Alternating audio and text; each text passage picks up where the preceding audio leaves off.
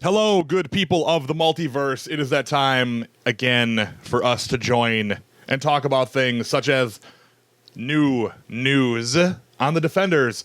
Peter Dinklage may be in Infinity War. Vincent D'onofrio casting doubt on whether Netflix characters will cast over into the film world, and a healthy debate between someone who loves the Switch and someone who is not so fond of the Switch. You'll find out who that is in due course.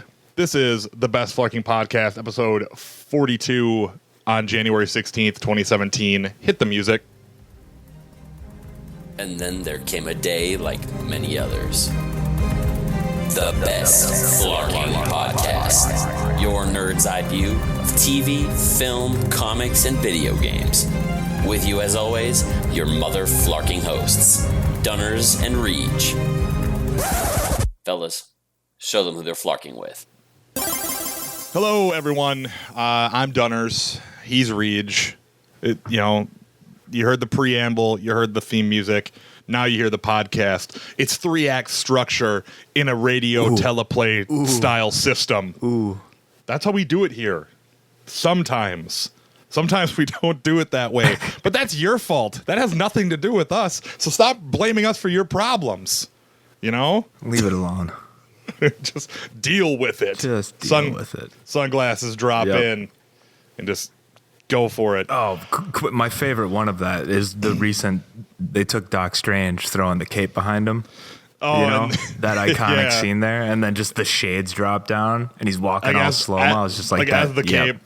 As the cape goes by his face, it reveals the glasses and just deal with it. Yeah, that's what it was, yeah. And deal with it's there. That scene was made for that. Yeah, I'm pretty sure when Scott Derrickson was like, we're going to shoot this scene and we're going to shoot it so that people can make GIFs so they could tell people to deal with it. Oh, totally. Just deal with it. It was probably captioned as the deal with it scene. Yeah, they're like, all right, so we get this, and then we shoot deal with it, and then we move on. Cool. And then we got it. Then the movie's, in the can. Just put it out. It was really hard for them to cast a sentient cape. I'm glad they found the right one. Yeah. No, I was worried about that. I mean, we talked about it, I think. I think everyone was worried.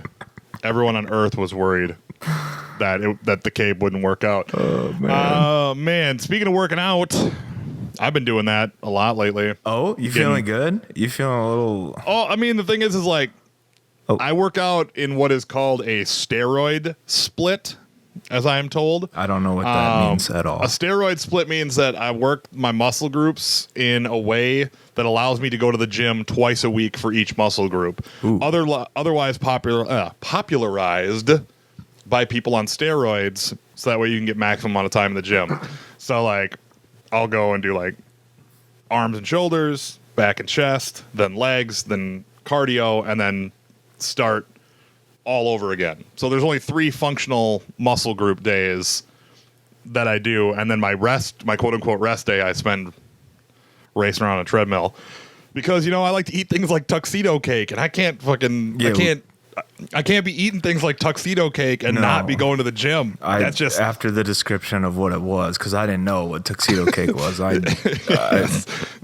I'm staying away from tuxedo cake. Like 3 layers of marble cake, and then those marble cake layers in between have like a whipped cream and a mousse layer, and it's just like, and then there's like that really awesome thin, kind of like chocolate shell. That's what's like on the outside of the cake. Oh, for health reasons, it's got that's on there. Because if you didn't have enough sugar already, which you didn't, I mean, come on, So that's a thing that people have done. Did tuxedo cake and working out. Defenders, the Defenders, Marvel's Netflix's Defenders. I sounded my way into the first topic. Struggle way? Is that a segue struggle way? Yeah, the struggle is real. Defender!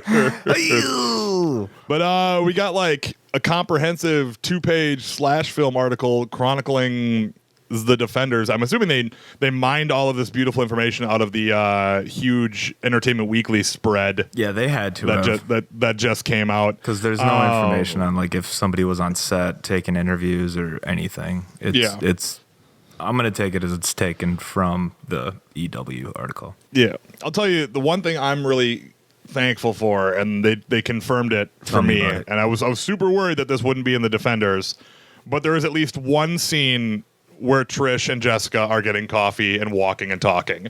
I was worried that we wouldn't have one of those in the Defenders, and the Entertainment Weekly article confirmed that. Yeah. Half-Life 3 confirmed. Thank God we got a shot of that. Half-Life 3 confirmed, walking and talking, coffee sequence. Ooh. There's a crowbar in the background, so it means Gordon Freeman's clearly coming. What? You know, I just like saying Half-Life 3 confirmed. I mean, I've been... Just because? It's pretty much, it's a dead horse at this point. It's beyond a dead horse. It's beating the grass that grew out of the decomposing remains of that horse. Yeah. It's just like, oh yeah, no, it's like it fertilized the land and like a beautiful flower field popped up, and I'm just whacking at it still. Yeah. It's like, is it cool if I keep hitting this? Because there's still people holding out hope. No, you didn't even ask for permission. It's just... Oh no, I was hitting it. Yeah. But then I was like looking around, asking about it. Still not stopping the striking of the ground. Not stopping to ask, just... Yeah. Right. More asking to tell my intention. Gotcha. Guys, it's fun that I hit this, right? Because I've been doing it for an hour. Half-Life 3. So, but yeah, we get a little chronicling of where our Defenders are leading into the series. And just to go over... Kind of wild to think about, because until reading this article, I didn't really think about where they were at, actually. I just kind of took it for granted and figured I knew what the hell was going on. This is kind of very much like one of the first, I think, episodes we did on this with before Ultron came out, where all the Avengers were at before. Before that. So very similar in fashion. Where are all the Defenders at?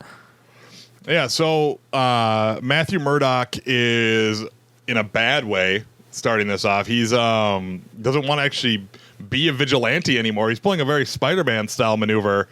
And in that universe, it's only been a few months since the end of season 2 for him. And it's been a really tough couple of months. He took Elektra dying really bad. Personally responsible for it is how he feels. And now he's trying to be really close to the people he loves. And now someone died on him, and it's his fault. It's kind of like he's having the Uncle Ben moment, but in kind of a reverse order, where like he was a superhero, and it's like, oh yeah, this will be great, I'll protect everybody, and then somebody he's cared about got killed, and now he's questioning whether or not he should do it, as opposed to Spider-Man, where it was just using his powers for personal gain, and then Uncle Ben gets killed, and he made the switch to being a hero. So Daredevil, Matt, get over it. Yeah, come on. I mean, he's a Catholic though, man. He's got to have some kind of angst all the time about what's going down. Forgot about that part. One of the most intriguing ones for me is Jessica Jones's like a little blurb is she's grappling with newfound popularity.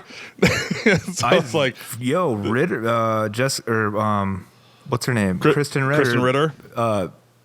Made her point, just explained it super eloquently. That was wow. Yeah, that was pretty dope. Which is, I believe what you're speaking of is the blurb where, and this is end quote. She's still dealing with the aftermath of Kilgrave, and now she's dealing with success in air quotes, and not well. People want her to work for them. She's getting tons of business, and she's not ready for any of that. She hasn't changed, but her environment has, and there's no handbook for how to exist in a world where you are now popular. That. Mic drop. So it's like, cool. It'll be really fun to watch the kind of... short-tempered, turbo asshole that is Jessica Jones, and rightfully so. Not to say that she doesn't have a right to be an asshole, because if you watch Jessica Jones, she's absolutely in the right there. Have to deal with everyone who's like, oh, you're so great. I love you. You're so good. Please come do this for me. And she's like, get the fuck back. Bitch, please. So, it'll be really cool to see all that. Luke is exactly where we thought he would be. He's in jail. Behind bars. Sorry, Luke. He's not... he's not... Well, actually, it's not sorry. He's there willfully. Yeah, I mean, not he's like going he couldn't down there get out on his own. He's going down there to square it up. If only there was a great blind attorney who could get him out of the jail. Do you know and I'm any? betting. Here's my thought. With Luke being in jail, here's where we're gonna get our Vincent D'onofrio cameo. Oh, we're gonna get Kingpin in jail. I don't think we're gonna get away with not seeing him. We gotta see him. We have to. He's so dope. Yeah. He's so dope. He's so and then good. Oh, man. And then Iron Fist is kind of like an also ran Danny Rand, the new kid on the block. Yeah, he's getting comfortable. He's just kicking it and keeping it real. He's just staying 100 all the time. Diamond emoji, hands up. Just like Entertainment Weekly. You guys could have wrote that a little bit better, right? But I get it because his series is coming in 3 months, 2 months. I thought it was March. April? Is it April or March? If only there was some sort of tool that could tell us this. Well, no one's going to make that. Man. Either learn to know things or don't do them at all. I'm putting this firmly on you, even though I'm the one who doesn't know. March. I know it was March 17th. So 2 months from tomorrow, and that'll be pretty great. Oh, man.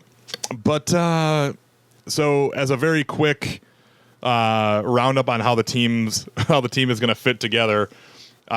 Jones is reluctant and distrusting. Luke Cage is the conciliator of the team, and Iron Fist is the one who brings everyone together.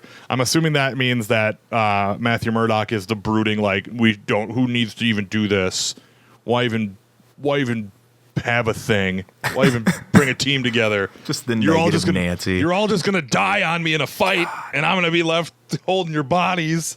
Stop being so fucking melodramatic, Matt. Oh, Murdoch. Ugh. But here's the one where I'm a little torn. I don't like that Luke Cage is gonna be Iron Fist's mentor. Like, I want that to be like brother in arms, unless that Luke is so cool hand Luke about everything and teaches Iron Fist to not be so rambunctious. Whereas I would feel more like Luke should absolutely have that effect on Danny because that's the way their relationship works in the comics.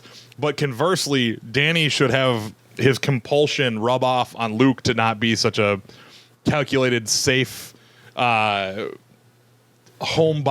in his approach to being a superhero. You know what I mean? Whereas like, I feel like it should be a two-way street and they both kind of have a back and forth with helping each other out. No, it should. And I was wondering, because I didn't really like Coltier's comment on how they will approach their friendship and their relationship throughout this. They said, wow, they'll pay a service and, pay homage to the fanboys. It'll be very, very much something that is, can resonate with today's culture and given how this is filmed and how it takes place and stuff like that. So outside of the comic books is how I take that. To which I'm not like, I don't know. We'll see how it goes. But me, that's the greatest fucking bromance in comic book history, and I want it. I want it bad. Iron Fist and Luke Cage are the Turk and JD of like Scrubs. That's who they are. That's exactly who they are. That's who they are, but they're superheroes. Yeah, God damn, that's a great analogy.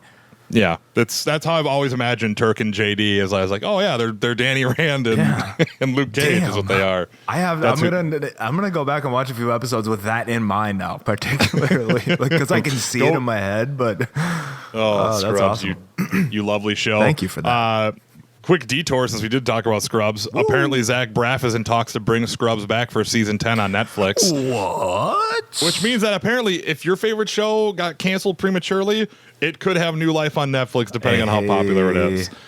There's still hope for you, Adam. Actually, no, there is none for you. It's already picked up as animated. They've made it a cartoon.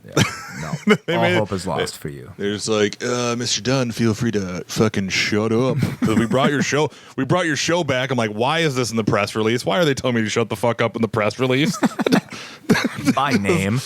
Yeah, Adam Dunn in Minnesota can shut the fuck up. Just like, that seems oddly personal. Just, we brought it back as a cartoon. You're fucking so unhappy, aren't you? Just like, oh man, ungrateful son of a bitch. This whole press release is just to burn me personally. That's a terrible reason to bring a show back. They brought it back, yeah. Yeah, they're like, we were never going to bring it back, but he just wouldn't shut up about it. So here's your fucking cartoon. The one line I've gotten from the article that I really like is no one's best friends in the Defenders. This is a reluctant team up. Yeah. And I was like, cool. And then it got me thinking, I was like, I like that as an idea, and I feel like they'll pull it off differently. But you know what else was a reluctant team up? The first Avengers was too. And it ended phenomenally. It sure did. But the thing is like, I don't want to have a miniseries where it's like, I'm not working with you guys. I work solo. Yeah. And I don't want to hear everyone say 10 I work episodes, and then you get 3 episodes of, all right, let's fucking do this. All right, maybe you guys were right. And it's like, God damn it. I'm with you. You know, so it's like, they get to the mid-season point for me to play the reluctancy. Right. They get to episode 6, basically. It's just like, come on. Yep. If they don't have it figured out, if they're not working together as a team by episode 6, depending upon what's going on, obviously, I don't know. It'll be weird. And the rumblings that Daredevil and Luke might do the whole eating a burger, drinking coffee on the roof thing. Dude, please. I was please. It's like I would be A-okay with the cheeseburger scene, which is for our we have plenty of fans who don't read comics, but they come here because they like hearing us talk about comics. Yeah. Daredevil and Luke Cage eating burgers on a rooftop is one of the more like iconic panels of the modern era of comic books. We'll put it in the Facebook group for you guys. So it's you got Luke like going to take a sip of coffee, images, and then you got fucking Matt just mouth full of cheeseburger, it's just wonderful in costume and shit. By the way, yeah, it's pretty lovely. But it's and for everyone who's excited about the Defenders, us included, I think it's gonna be really neat because we're finally getting to the point where it's time to get excited about seeing their like fight styles merge together. And that's the thing that when Avengers first came out, so long ago, I sat in the theater and I was so excited for like, oh man, what happens when like Cap throws his shield and like Thor hits it with lightning and lightning just goes shooting off of it and takes out a bunch of bad guys. This is gonna be so great. Or like the Hulk throws Captain America, or like you get super excited. Oh yeah, and any number of combinations. Yeah, and I'm super excited to see like the old style comic book maneuver of like Danny charging up a punch and he can't move while he's charging it up, and Luke just human shielding. Oh yeah. all around him and like basically creating a bubble around Danny. Up, yep. Yeah, and it's just like, and then Danny's just like, I'm ready, go. And then he'll like turn out of the way, and then he'll just do the punch, and then like it'll be great. Oh, it's gonna be so good. Also, it'd be really nice if by the end of this Jessica could fly. I'm just saying. Yeah, I'm just saying it'd be kind of cool if by the end of this. Right? I mean, let's talk about it. She has to. The way that the last season had ended with her kind of long jumping. Yeah. Like I'm hoping that her flying is finally going to be the maneuver. Or it'll still be a little shaky and she'll get it by season end or by the end of the Defenders. Last, 4 or 5 episodes, she's using it and can do it to the best of her ability to fight whoever, I guess, Sigourney Weaver is. No, they're not saying, but apparently she's super powerful and super badass. Right. Their words. They're very choice words. Yeah. Just, it's like, would be kind of neat. Would be kind of neat if she could fly. Just saying. I'm going to need one more Iron Fist trailer, though, before I'm like... I need the story trailer. There's got to be one more before. It'll probably be like in the middle of next month so they can smooth it all out. Yep. And then we'll be where we need to be. Yep. But yeah, so that's the recent Defenders news that was out there.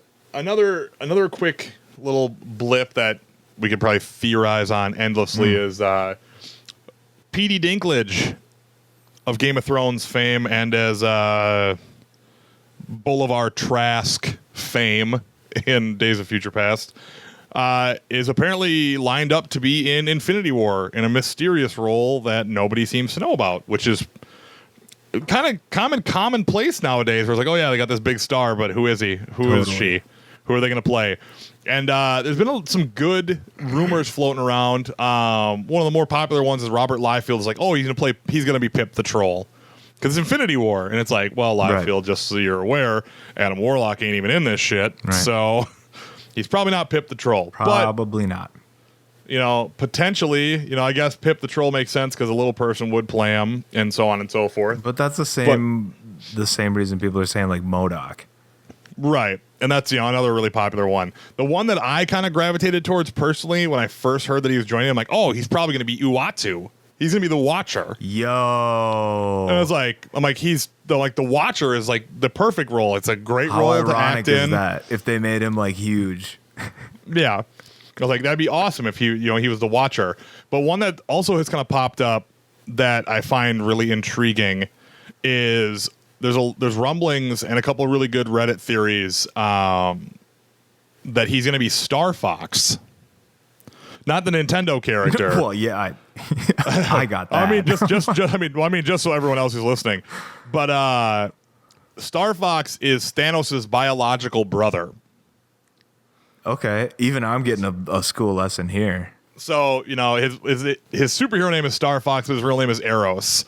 So Eros is basically kind of like Tyrion Lannister in the first season of Game of Thrones, where he doesn't really give a shit about what's going on. He just wants to go out, have fun, fuck around. He's really good at talking to people, influencing their emotions to like learn their secrets and make them like kind of fall in love with them. And he just kind of like fucks around. Basically. Oh, he's a member of the Eternals. Yeah, so he just kind of does his own thing. But it's... But why is She-Hulk rubbing all up on him in his Wikipedia page? Because he's got that. I mean, literally what you were just saying. He's got that sweet flat top. But the other one that people are seriously rumoring about, because one of the big ones is like, oh, he's gonna be Doctor Doom. I'm like, he's not. He's super not gonna be Doctor Doom. He's not gonna. They're not doing that. But one of the other big ones that they're rumoring is, since Agents of S.H.I.E.L.D. has traipsed into the mystical realm. Oh, mystical. Okay. They're assuming, some are assuming, not everyone, but some are assuming that he will be the embodiment of Mephisto for the Marvel Universe, giving him a much larger role and the ability to cross over, be the only character who could cross over between TV and film without really affecting anything. But personally, like I said before, the one I latched onto is I would love for him to be Uatu the Watcher. I feel like that would be legit. And on top of that, if we got the Watcher, it would be nice we'd have like the cosmic entities finally start to show up, like the Living Tribunal and the Beyonder and stuff like that. And that would give us a really cool place to go, because it doesn't get much bigger than Thanos. It can only get weirder. Yeah. No, and I'm with that. I love the idea there. Me personally, if they're going to do the Watcher, I would love for it to have been somebody who has already been in all of the movies who we didn't even fucking notice. Or if it was Stan Lee. I love that working fan theory. That's always the best. Oh, and have Stan Lee be Stan's cameos have always been the Watcher. But no, I mean, like, that's just, if the Watcher is to be done, there are too many things that have happened already for him not to have been present. Right. That's how I feel about it. At least two world-ending events. Right. So... And a Hulk and a Cap and shit, you name it. But I don't know, man. It's gonna be MODOK. I hope not, honestly. That doesn't fit into Infinity War at all. It would just be kind of cool to see MODOK rise up from the ashes. Cool. That's not to take away from the cool factor. It just doesn't make any damn sense. Yeah, it just doesn't make any sense. It'll be one of those where, the same way we didn't kind of that Benjamin Bratt casting. I mean, not that big. Obviously, Dinklage is a bigger name than Bratt, but, there was nothing attached to the character name. And who, what if this ended up going that same way? Where he isn't anybody. Oh my God! It would be so funny if if it turns out that he's not anyone of importance. Right? Like, I'm just saying. Let's have realistic expectations. Because, let alone did they even... So he commented on it. I think it was him. I can't remember how it got out that he's in it or a part of this, but how many films is yet to be, the same thing with any big name that gets onto these Marvel movies. It's like, okay, well, let's gauge your importance by how many fucking movies your contract is for. Yeah, exactly. That would be the thing to really put it out there, because, if we knew that he'd be a multi-movie contract, then we could be like, oh, yeah, no, he's clearly going to play a role in the universe. Right. Whereas, like, Benjamin Bratt clearly only got one movie. Yeah, he's out. And that was going to be that. Too many sorcerers. I'm so excited for Mordo to take the reins and make it happen. Just to be make bad. it happen. Do. So something that's not going to be made happening is Vincent D'onofrio. This is very quick. We don't have to discuss this because it's kind of just a bummer. But he basically is like, yeah, we won't see Kingpin in any of the movies. And that's a straight up quote from him. And that comes directly from a conversation he had with Feige about why the TV universe is separated from the movie universe. And it comes down to overstuffing and having to dedicate pages to characters, which I think is a complete crock of shit. If you could just... I'm not saying put 70 characters in a movie like you're already doing for Infinity War, but if you have enough, moxie to write a 70-person script, there's probably room in there for the Kingpin of crime. Just saying. He could probably be one of them. My personal feelings, I'm with it. Get him in there, but where does he fit in? Like, that shit's been so different from what the movies have been. Sure. I mean, but like that's the thing is like everyone's like, well, they're not going to put the guy who killed somebody with a car door into the like fun family film world of the movie. Oh, I'm like, yeah, but now I remember. It was because of Spider-Man. He was asked if he would ever show up in the Spidey universe. Right, and he said that he wants to. Right. And he also, he was the first one who was like, if James Gunn's doing a Moon Knight, I want to be involved. Oh, yeah. And the internet tends to go berserk when the internet tends to go berserk when people attached to these universes say anything, whether they're their opinion or fact. Literally anything. And but it's just like the Kingpin of crime can. Sure, he might not be a integral part of Infinity War, but it might be nice to see Daredevil beating somebody up and it being one of Kingpin's guys and having to have Kingpin in the background getting arrested again before Daredevil has to go help with Infinity War or something, just to make the universes actually feel like they're together. Because, at least DC is like, our TV universe is separate from our movie universe. None of that shit's real. And as much as that's a bummer, because Grant Gustin, like we've said a million times, better than Ezra Miller. All that stuff. With Marvel, we have to sit here and know for a fact that it's the same universe and that they won't acknowledge that Luke Cage basically turned New York on its head in a manhunt for him. Pretty much. Or that the Devil of Hell's Kitchen was like terrorizing New York for 2 years before anyone called him the Daredevil. Or that or that Kilgrave took over like an entire port full of people and made them try and kill someone. Let's sidetrack this thing real quick. And why do you suppose it is that they have referenced the movies in the TV universe, but not the TV universe in the movies? Ike Perlmutter is the reason. Ike. It's the whole reason that none of this is happening, because the TV universe they don't even answers. Need to like. I get that it's shared universe and they're just not sharing screen time together, but the mentions still at least bring that universe tighter. Right. So I'm like, even just a reference, like you figure Stark would have been in on this shit. I mean, if he knows about Spidey, then he has to know about. I'm saying if he's out here and he's tracking superheroes, and you're telling me the only one he's tracking is Spider-Man when there's a dude with bulletproof skin and a girl with superhuman strength and boom, and soon to be a guy who can basically punch anything to nothing, and to nothing. It's just kind of like. you would think that Iron Man with his superhero sleuthing skills would know where they are. Unless that was just a really poor plot device contrivance for Civil War, where it's like, oh yeah, I know about this one guy, but I don't know about any of the others. Right. So like, but constantly in the Netflix universe, we're getting, oh yeah, the event. Oh yeah, dropping cities from skies. Oh yeah, this, that, the other thing. Like, yeah. Oh, I was like, it would have made sense if he beat you up if he had a magical hammer or a suit of power armor. Can we get a little fucking love? You know? Can we get some? It would be awesome to be like, to have it go the other way where it's like, oh man, I wish I could change your mind on it. Well, I guess not all of us are Kilgrave, right. Well, not all of us wear purple and walk around with ill intentions. Yeah, so it'd be nice to have like at least one of those things happen, but who knows?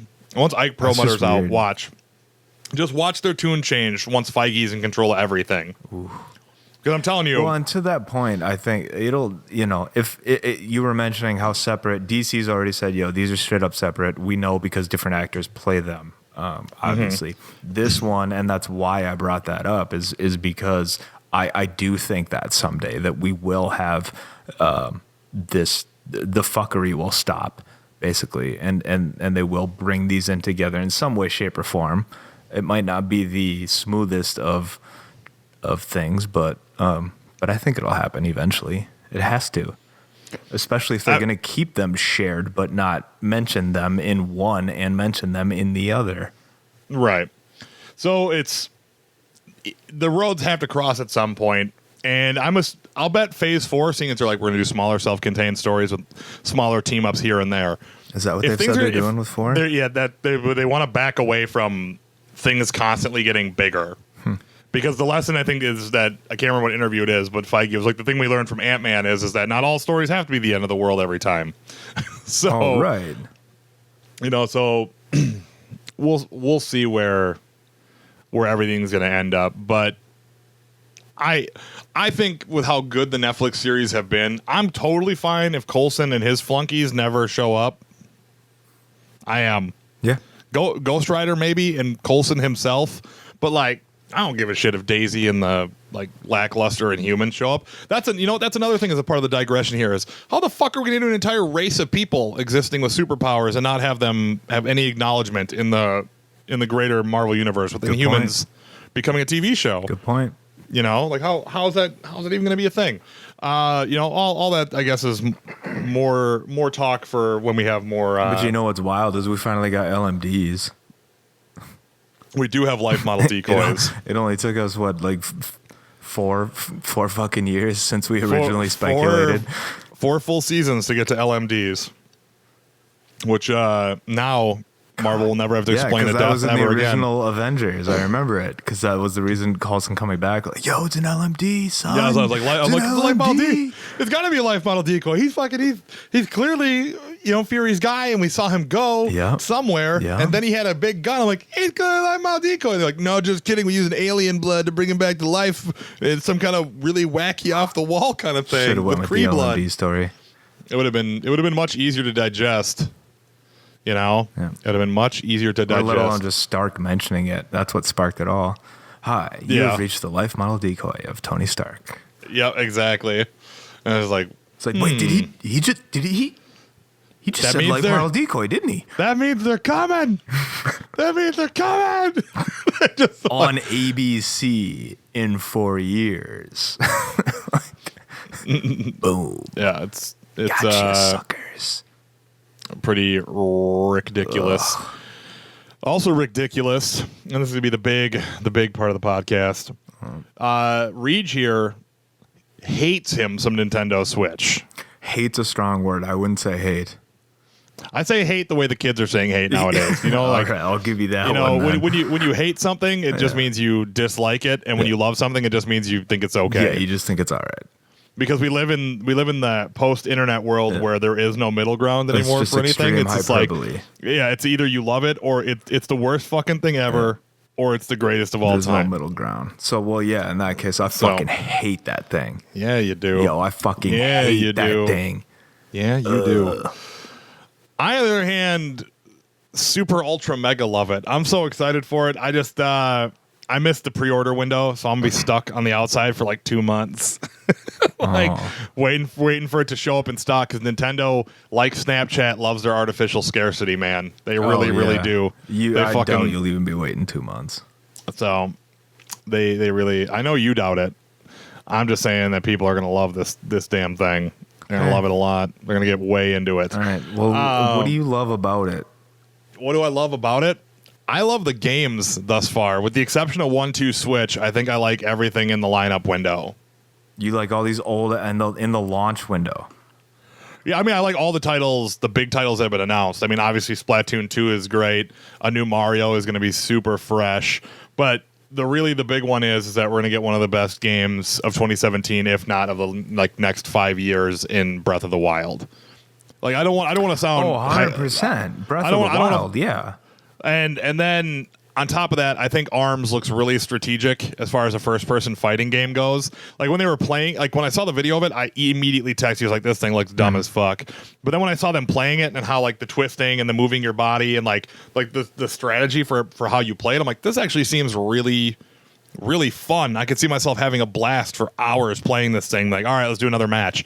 I likened it to when I played Wii Boxing for the first time with like my brother. We played it for like 3 hours on Christmas because it's just like, dude, this is so much fun. Like the punching and like the attempting to dodge. But now it's like the Joy-Cons are way better motion controllers than the Wiimotes ever were, and so it's going to be pretty impressive.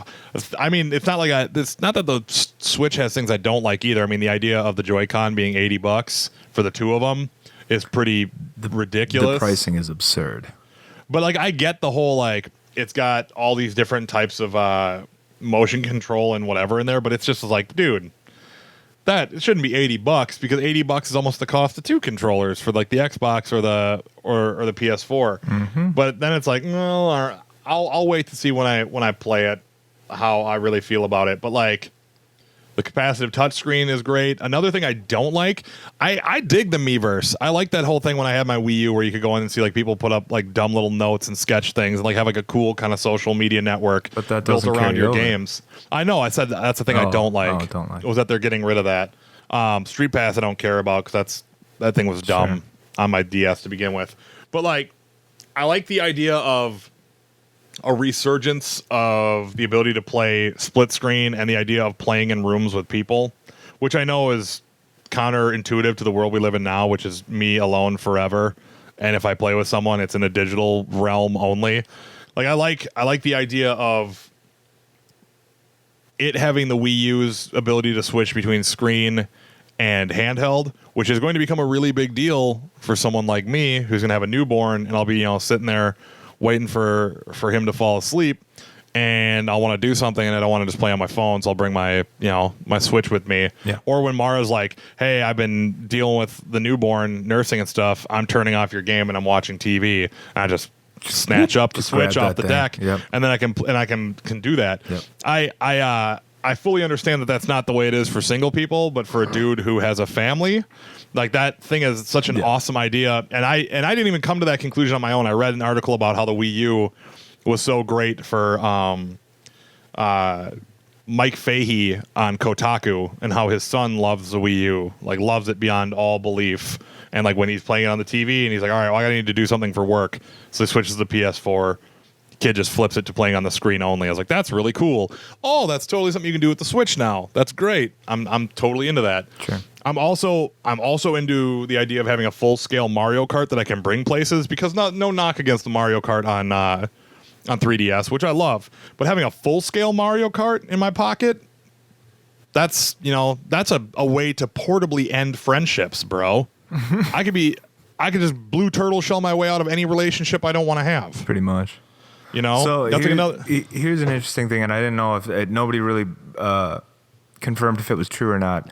But to that point of the split screens and stuff like that, I think from what I was seeing on Mario Kart is even if you do play a multiplayer game locally on separate switches in tablet mode, it still splits the screen into 4 segments.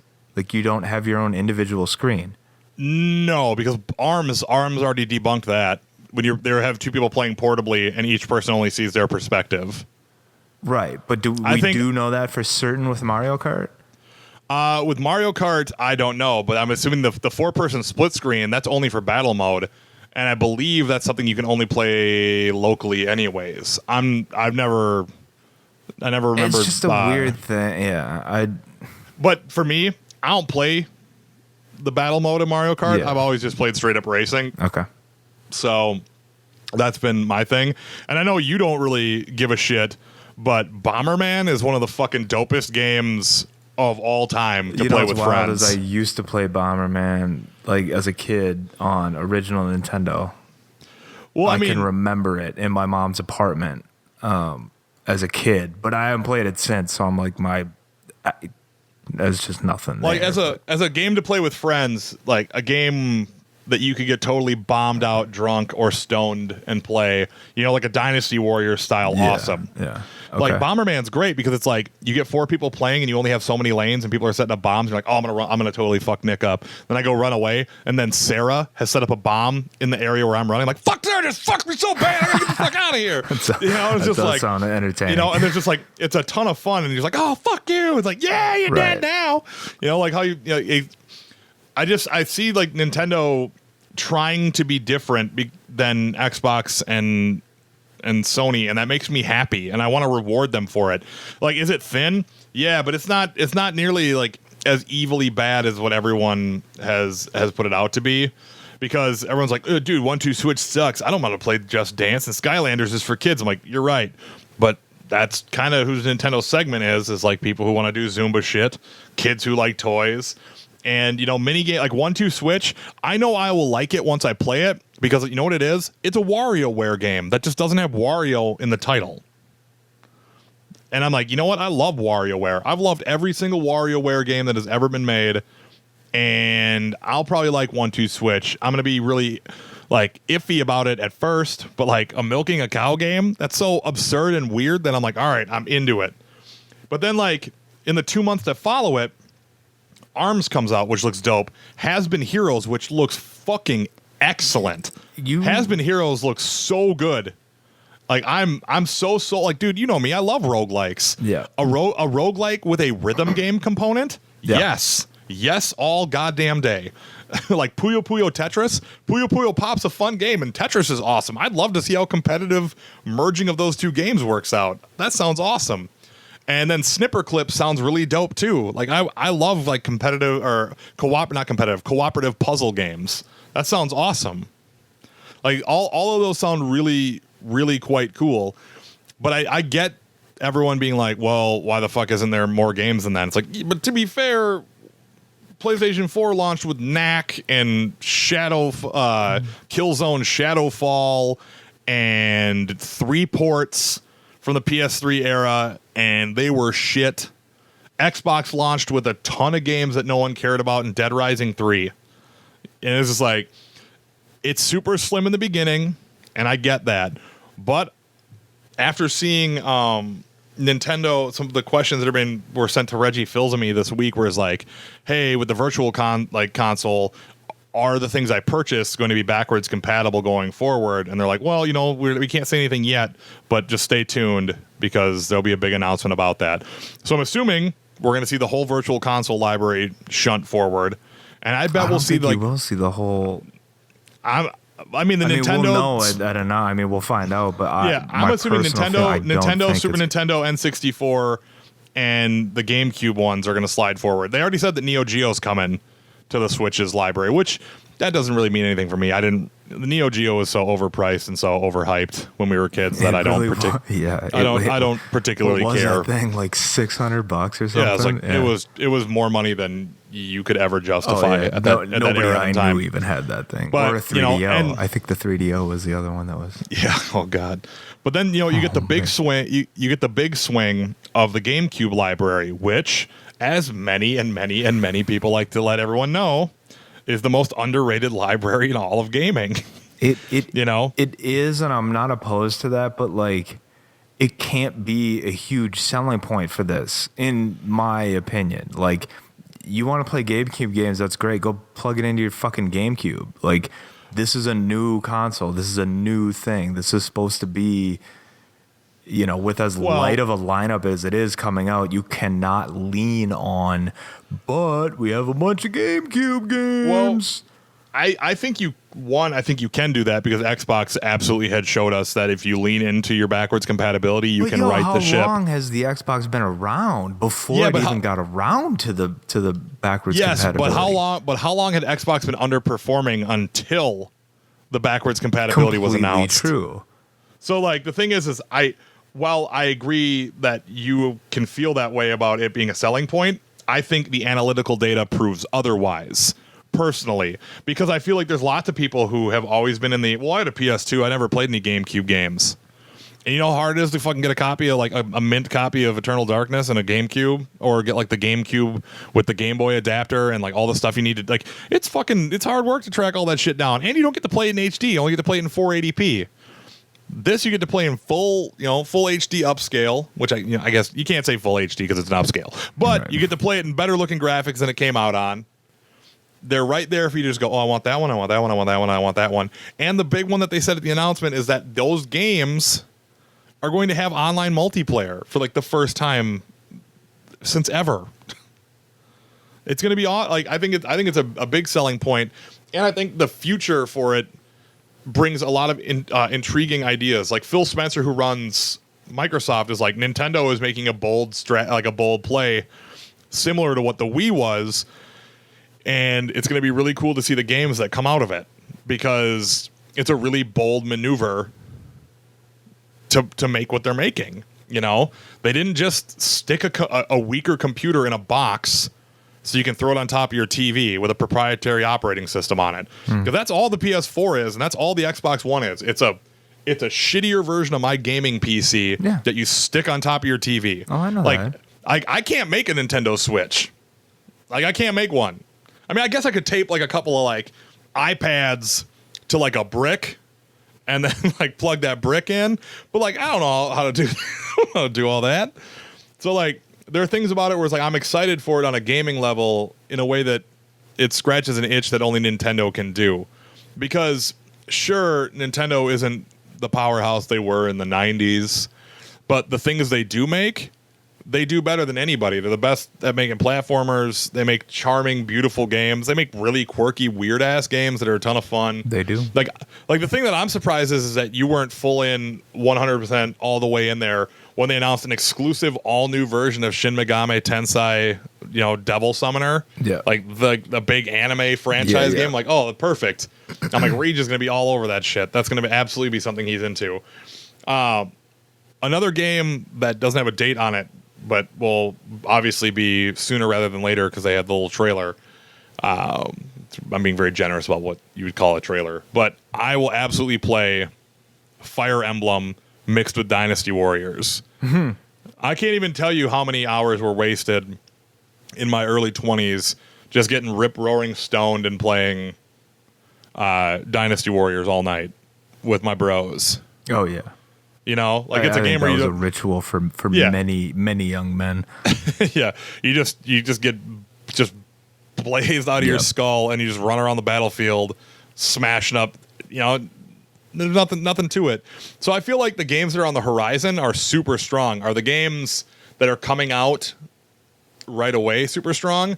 One of them is stronger than probably every other game that comes out all year. So that's for me, it's I can see the lineup's weak, but then it's the lineup's weak, but they're the only system that's launching with a must-have title since they did it with Mario 64. But can you really say on the horizon? Yeah. Because I'm looking at the games for the entire year. Well, I'm saying look at it like this. Nintendo is not going to be your primary system. It's not going to be my primary system. Right. There are going to be things to tide me over until I play those other games when they come out. I will play Zelda if I were to, in theory, get it on March 3rd. I would play Zelda probably till about the beginning of May. Yeah. Realistically. Yeah. Then in May, I'd have the new Mario Kart, so I'd get that. I'd probably play that for a month to unlock everything until, I want to play online with my friends. I get ARMS and play that with my friends and Snipper Clips. But I get Snipper Clips when it gets a discount. I probably would. But Has Been Heroes, I would absolutely get that day one. Has Been Heroes is another game I'd probably play for about a month and a half. All of these that you're mentioning are, except with the exception of Mario Kart, are March games. Right. Or April, right? Or no? March. Mario These Kart's are March. April. Snipper Clippers and Has Been Heroes are both March. Zelda is launch. Bomberman is launch. Mario Kart is April 28th. ARMS is spring 2017. Pardon. You got Rhyme and Splatoon in summer 2017. You got Mario Odyssey Holiday 2017, which I really think is going to get pushed. And then with no dates announced, but still in 2017, is Xenoblade Chronicles 2, Ultra Street Fighter 2, Minecraft, FIFA, Dragon Ball Xenoverse 2, Sonic Mania, Steep, NBA 2K, and Disgaea 5. All games that you can go get on, except for Sonic Mania, right, on any other fucking system. See, now here's what my thoughts on the matter are, is that Sonic Mania is confirmed for spring, so that means probably actually June. Sure. So first month of summer. Lego City Undercover is something I never played when it was on the Wii U, but I would like to play it. So that is a new game to me. Splatoon 2, I'm assuming is probably July, August. August more than July, most likely. Oh, and hang on. Elder Scrolls 5, Skyrim, in fall of 2017. How in the fuck does it take you that long to port Nintendo, Skyrim? Though. That's not Nintendo, though. That's entirely Bethesda's fault. I know, but I'm just wondering, how the fuck does it take you that long? But the quote-unquote launch window games for the year, like looking at it is, I play Zelda probably until May. Yeah. Then I would probably play Has Been Heroes and Snipper Clips until around the time Splatoon and you'd comes have your out. Mario Kart. Yeah, and Mario Kart. And then by the time Splatoon comes out, I would play Splatoon for 2 months. Yeah. Throughout summer. And then by the fall, which is probably when Xenoblade Chronicles is going to fit in. It's going to be like a September. I'd have September till probably October to play that. Then I'd be left with a November filled to the goddamn gills with other games to play, and then I'd have Mario at the end of the year. Nintendo is Mario. Like, dude, it's going to be out holiday of this year. Like, look at how far along they already are. They have all the worlds already built. That trailer is so far along. I mean, I'm not saying you're not wrong to be skeptical, because things get pushed all the time. But yeah, they do. It's all these things sound pretty great. And then on top of that, the Fire Emblem Warriors the games with no dates, like Fire Emblem Warriors, Dragon Quest 9 and 10 and 11, and then 1 and 2 together. The new Shin Megami Tensei Octopath looks really fucking cool. What a fucking name. I know, Octopath Traveler. Good work, Square. You found a way to name something even more weirder. up fucking Crazy Town's ass. Octopath Traveler. When they announced it, I'm like, that's got to be a Japanese mispronunciation. It can't be called Octopath Traveler. And then the guy from Nintendo Tree, I was like, and what you just saw was footage from Octopath Traveler. I was like, it's fucking called Octopath Traveler? Right. Was this a bad translation? Please tell me this was a bad translation. I'm like, did they not workshop with anybody? For people who love the Dragon Ball universe, those Xenoverse games are huge. I don't give a shit about them. Yeah, obviously, given my history. Xenoverse 1, 2 I haven't played, but I've heard it's just even better than 1. So. And then an unnamed Tales game coming out as well. Oh, I didn't catch that. Yeah, that's cool. Obviously, Rhyme is coming. Yeah, Rhyme. Stardew Valley. But by the time Rhyme comes out on the Switch, you'll have Ben had it on. Well, I mean, I probably won't play it on everything else. Rhyme is looking at Rhyme. It's like the same way as I looked at what is it, Golden Horn? Remember how when Golden Horn came out on iOS and was like, you gotta fucking play Golden Horn. It's so good. And I was like, I'm not playing that. And then it finally was on a Steam sale 2 years later, and I bought it. I'm like, that game is fucking sweet. But that's exactly how I'm going to play Rhyme. Sure. It's not at all going to be like, oh my God, Rhyme's out on PS4. I better fucking get it now. Right. I better get it now. I'll probably do that just because I'm a sucker for those day one digitals. You absolutely are. It's absolutely going to be, you're going to get got. And and Stardew Valley getting the bump in performance and some enhancements to it that aren't in the current forms is kind of cool. Yeah. But also, I like the fact that Nintendo is really making the courtship of being the fighting game system. Like, that's what they want. They want to take that away from Sony and be the fighting game system. Which I think is awesome because, dude, if you get really comfortable with your Switch, you can just bring it wherever you want to go, and you can have your own little tournaments. You just walk in with your Switch. Because, you've watched every fighting game tournament. They walk in with their massive, hoary Super Deck controller. Oh, yeah. Now you just walk in with your own Switch, and you just, boom, ready to rip. Yeah. And watch like a hoary fight deck come out where, like, you're just put the Switch in it, and you're just looking down at it like a beast. Or, or you're looking up at the TV. But, like, I'm not going to be the guy who tries to come up with new controllers because I'm not going to do it right. But I'm just saying that, like, I think you're absolutely right to be worried about how thin the lineup is. But it's not just the lineup, though. And let me quote Chris Kohler from Wired. This is what has me worried. And I didn't really even think about it until he had tweeted this, and I read it in this exact way. But I'll quote two tweets here. Number one being, quote, going off of the info in this presentation, Nintendo has not convinced developers to support Switch in any serious capacity. Tweet number two, quote, the implication is that they've been able to get third parties to commit to a couple of games each as a trial run. Scary stuff. End quote. I think there's some truth to that. I don't think that he's wrong, but I think that the way that that's written is written in such a clickbaity fashion because we have the head of Xbox himself saying that it's going to be great. Ubisoft saying that they're super committed. EA being like, "Yep, we're there." If you're committed, where are the games?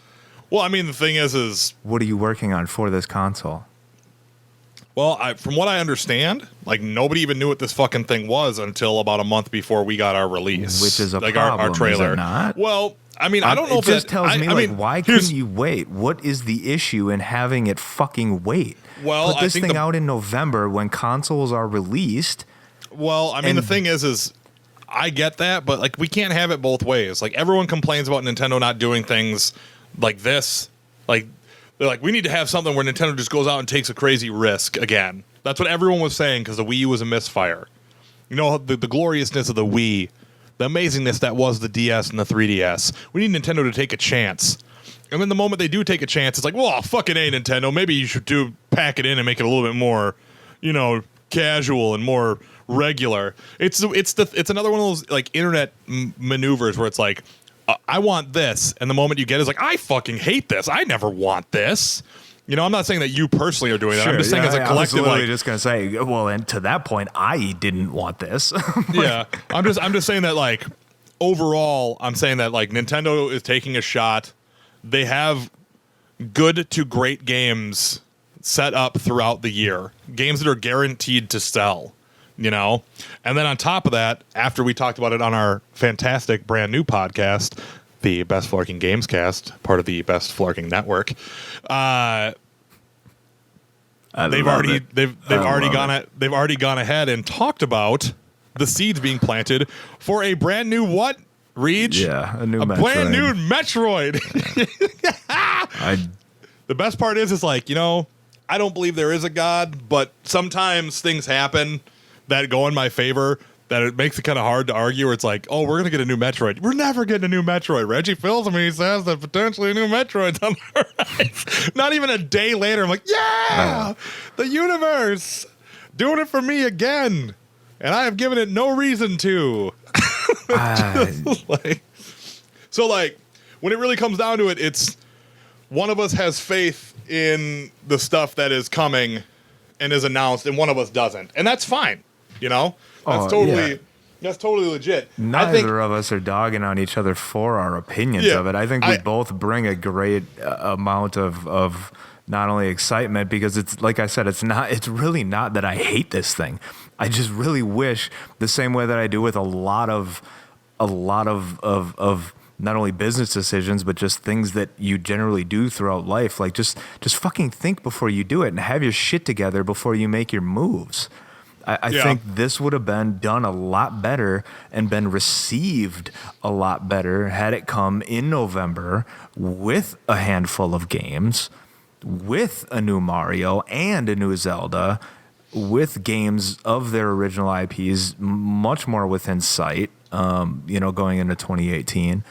And that's just how I feel about it. I understand the excitement. I love it. If I had the expendable income, by all means, I would run out and get this and play Zelda and blast through it in 30 days. And then it would sit there for 6 months until something else came out. But it's just not reasonable. And that Zelda game isn't worth $360 to me. Are you saying that you're not going to play like Splatoon at all? Like, I've never played a Splatoon. It's good. I mean, the thing is like, it's one of those things where it's like, and Nintendo is really good about their demoing of stuff.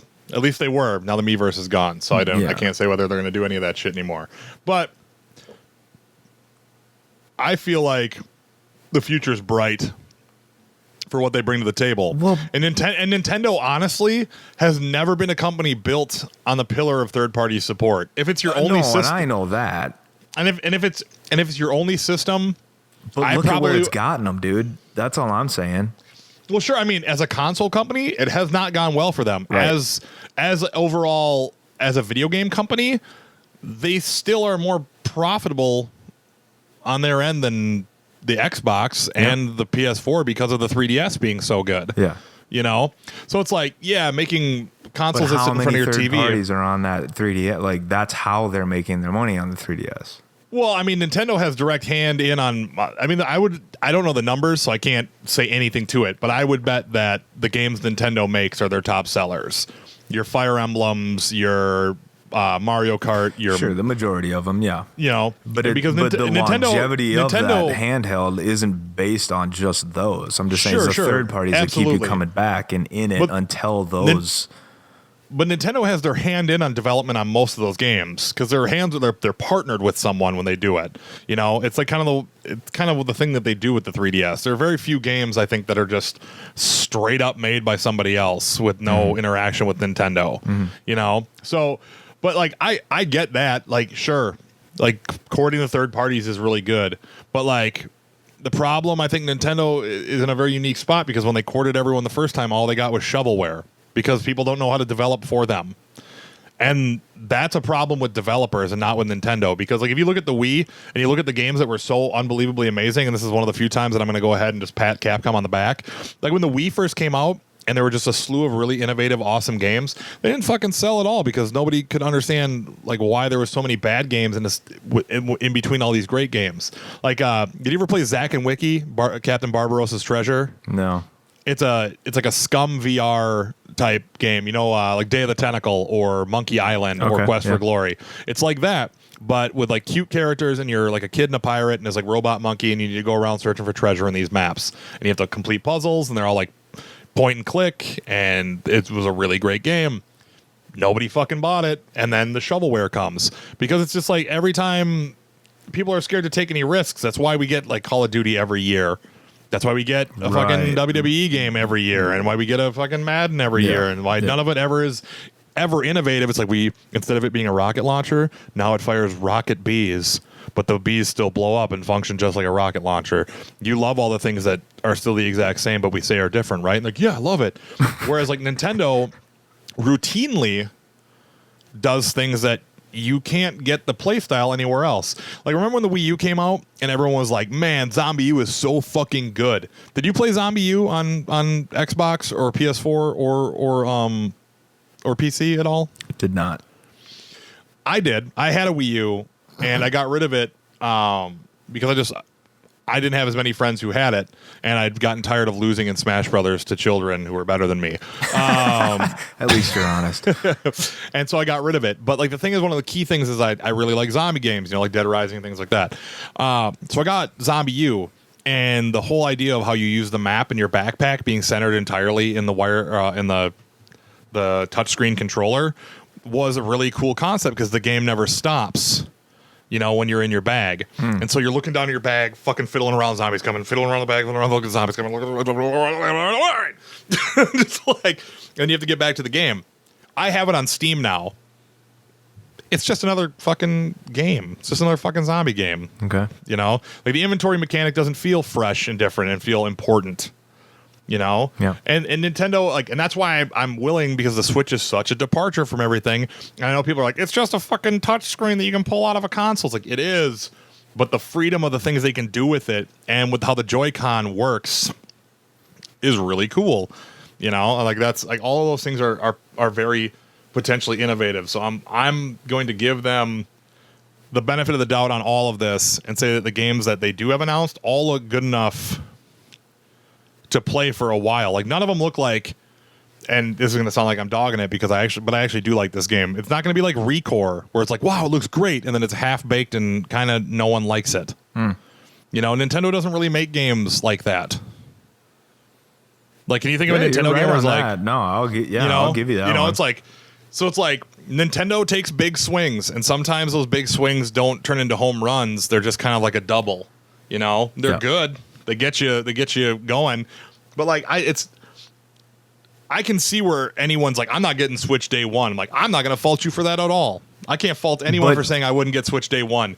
But the thing is I don't get the talk of like, Switch is fucking weak, I'm not getting it ever. It's like, that's a really weird thing to say. I don't know who's saying that. That's not by any means what I'm trying to say here. That's been my please my don't Twitter, take it that way. That's been my Twitter experience of watching the feeds on like the Switch hashtag. It was like, Nintendo's going to be dead in the water in 2 years. No. I hope nobody's taking it that way from me. In my, from what I took away from this thing, and it probably, like I said, not only is the amount of money just for what's being released on day one, but I probably would get this thing on day one, if not only the money was available, but if they would provide a little more hardware aspects or just the specifications. So what the fuck is going on with this thing? Because we know we got the touch screen, but there's only one game that supports it at launch, let alone did they even talk about how they would utilize it in future games. Number two, their online service. What the fuck is that? I need an app on my phone to support in-game party chat? Yeah, I mean, I'm not gonna try and defense the whole like smartphone app, but I get the idea of using something with a better microphone than what you're going to get. Like, if you're going to get actually like awesome sound out of your phone using like your wireless headset, but I'm not gonna even try and. Well, so on this, not even gonna try. This is my So again, to the other point, like if I'm a mobile gamer, I can't play mobile games now competitively. How am I supposed to communicate, listen to the sound from the device in tablet mode, and be able to talk to my team? Yeah, I mean, I get where that becomes.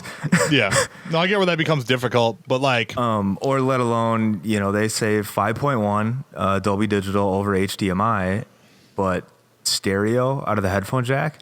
So take away the multiplayer component. Let's say I'm fine not playing multiplayer, be able to converse with my team or anything like that, but I don't own Astro A50s with 7.1 surround sound to play stereo games. Mm-hmm. No, so what kind of solution are you providing for those types of gamers? Yeah, I mean, the thing is, and this is going to sound really kind of dickish, but I don't think Nintendo gives a fuck about those type of gamers, because those gamers who are like that stopped giving a fuck about Nintendo 10 years ago. Sure. Well, that's where I'm like, then fuck you too, Nintendo. Oh no, and if you're it's absolutely fuck me, then fuck you.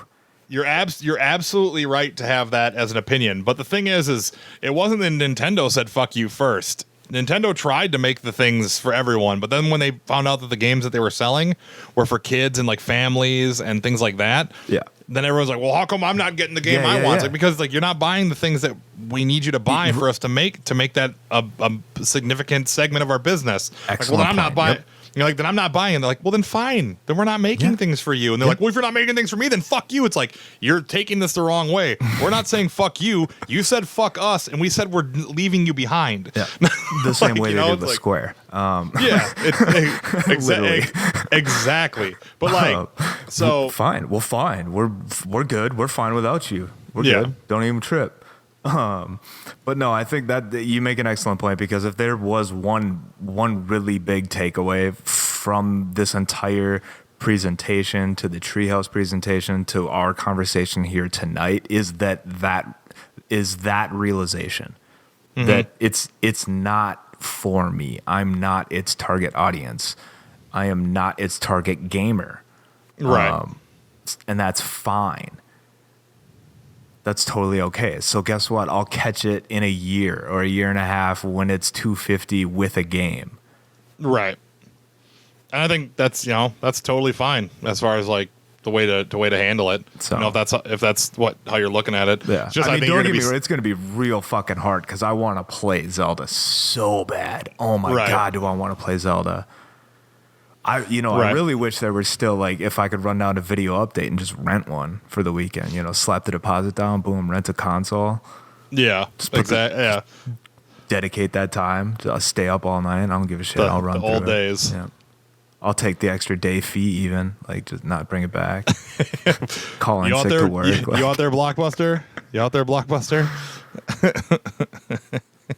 I do it. Don't think I won't. Oh my goodness. Oh man. So that's the great Nintendo Switch debate of January 16th, 2017.